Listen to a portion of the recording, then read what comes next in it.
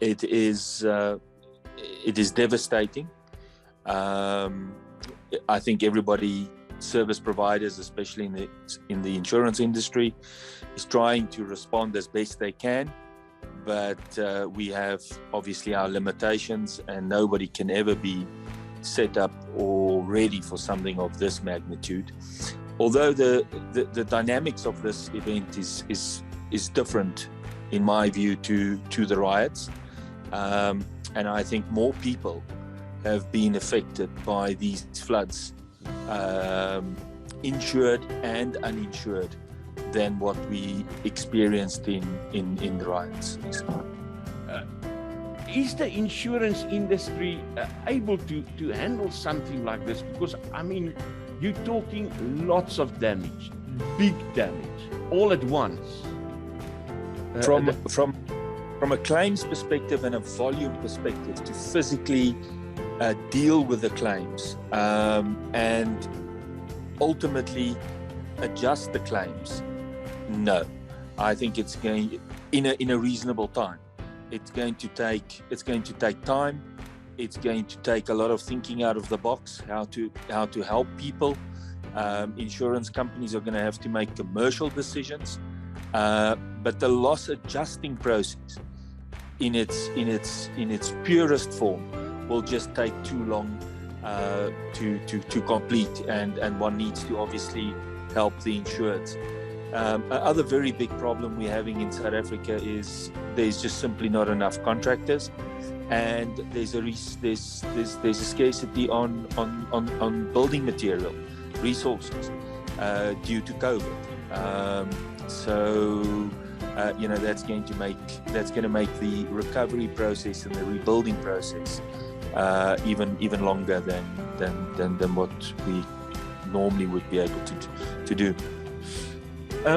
Norman, we're looking at different scenarios here of claims. I mean, we're looking at cars, dozens and hundreds of cars, thousands of cars that have been affected, buildings, structural damage, other damages. This is very wide. Yes, Izak, that's why I said I think this is, more severe than the riot claims because of what you've just said.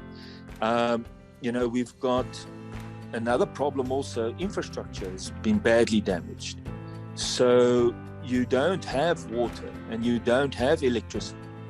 So it's going to take a longer time before those businesses can get back up and running. So your business interruption claims are going to be more substantial, and then it ranges from your home insurance, where people's homes have just simply been washed away, but a lot in this case was very different to our experience with the riots. A lot of small businesses, Izak, has been affected. So much so that they've got between 1.5 and 2 meters of water in their factories. In the riots, we dealt with a lot of listed companies, large companies, who, to a certain extent, had the resources and the ability to rebuild quicker and wait for the insurance process to take its course. Is the industry financially able to handle this? Yes, you would. In South Africa, all insurance companies have reinsurance cover, and they would have cover for storm in these circumstances. So yes, a large part of it is going to go into the reinsurance market. The effect for the consumer would be increased cost. Insurance is going to get more expensive. And we've seen that increasing cost after the riots as a result of the SASRIA insurance, which has really it's become very expensive. So the same would happen here. At the end of the day, the consumer is going to pay more because insurance is going to be is going to be more expensive. And unfortunately for poor KwaZulu-Natal, of the 3 big events we've had in the last 4 or 5 years, 3 of them have happened in KwaZulu-Natal. So, I think that's also going to play a role. And then just a last question. I can think that that insurance fraud in a time like this will thrive. People are going to take chances, isn't it? Yes, I think that is a big risk, and people are desperate. We've also haven't recovered economically.